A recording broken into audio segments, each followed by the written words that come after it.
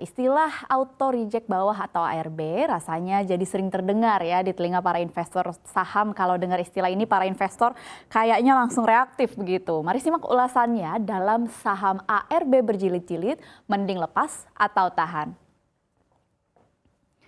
Ya, sebelum kita bahas banyak terkait ARB, ini saya mau jelasin dulu in case kalau pemirsa ada yang ketinggalan tadi nonton penjelasan soal auto rejection atas dan juga ada auto rejection bawah, di mana memang auto reject adalah batas kenaikan dan penurunan harga saham dalam satu hari perdagangan di Bursa Efek. Nah, dalam website Bursa Efek Indonesia memang tercatat atau menyatakan bahwa batasan auto reject yang berlaku adalah harga saham dengan besaran Rp50 sampai Rp200, batas naiknya adalah sebesar 35%.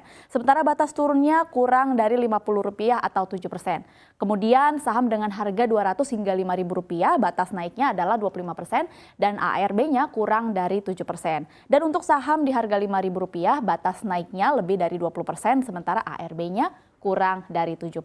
Dan ada catatan nih pemirsa, khususnya bagi saham yang baru IPO atau baru listing, batasannya sebesar 2 kali dari persentase auto rejection, maksimal pembelian sahamnya juga sebanyak 50.000 lot atau 5% dari jumlah efek tercatat. Jika lebih dari itu, maka akan kena auto rejection. Kita lihat ke slide yang selanjutnya. Nah, ini kita masuk ke case. Kita lihat di salah satu saham yang terkena auto rejection bawah selama berhari-hari, lebih tepatnya 11 hari berturut-turut. Kita tidak perlu sebut emitennya, kita sebut saja saham X. Tapi saya kasih disclaimer dulu bagi pemirsa, ini bukan rekomendasi jual atau beli ya. Kita lihat di sini kalau dari data 11 hari perdagangan ini terkena ARB. Ini kalau investornya pasti ngelihatnya agak horor kalau ngelihat list seperti ini ya. Nah, kalau salah satu portofolio saham Anda kena auto reject bawah berturut-turut selama 11 hari kerja begini, pasti deg-degannya sama nih kayak rasanya nonton final Piala Dunia. Gimana nggak deg-degan? Saham Anda yang harganya sudah di titik terendah tapi nggak ada lagi nih yang mau beli, mau jual tapi bidnya juga udah nggak ada. Kalaupun masih ada, harganya juga jauh banget dari harga yang diperdagangkan pada hari itu. Kalaupun mau jual, kita harus masuk ke antrian dulu dan antriannya belum tentu terlepas karena bidnya terlalu sedikit dibandingkan as penjualannya. Misal Anda taruh di antrian harga ARB, dibanting hampir 7% aja belum tentu ada yang mau beli. Nah, salah satu yang paling ditakutkan investor ini adalah nyangkut. Apalagi kalau sampai nyangkut berhari-hari, harusnya loss-nya cuma hampir 7% nih. Tapi kalau nyangkutnya sampai 10 atau di case ini 11 hari perdagangan, ya dihitung aja loss-nya bisa sampai berapa. Bisa ambles sejadi-jadinya.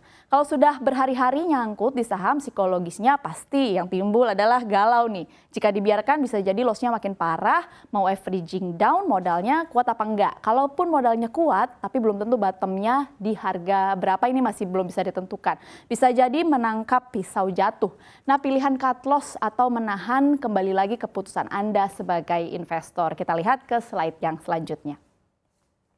Nah, banyak jalan menuju Roma walaupun kalau kondisinya saham yang terkena ARB berhari-hari ini nggak terlalu banyak pilihannya. Tapi pemirsa, ada cara yang bisa dipertimbangkan untuk Anda. Yang pertama, kita lihat haki di hari berikutnya. Haki adalah strategi menjual dengan memasang harga over di bawah harga pasar atau bisa juga sesuai dengan angka bid yang paling atas. Kemudian yang kedua yang perlu diperhitungkan atau bisa menjadi pilihan adalah jual di pasar negosiasi. Anda tetap bisa menjual saham Anda di pasar negosiasi karena memang perdagangan di pasar reguler ini berbeda dengan pasar negosiasi. Kemudian yang terakhir yang bisa menjadi pilihan adalah bagi investor untuk tunggu market slow down. Kondisi market yang bergejolak akibat dari fluktuasi harga yang besar biasanya dapat berlangsung selama beberapa hari. Maka dari itu, cara keluar dari saham ARB selanjutnya, trader atau investor bisa memilih untuk menjual ketika pasar sudah mulai slow down.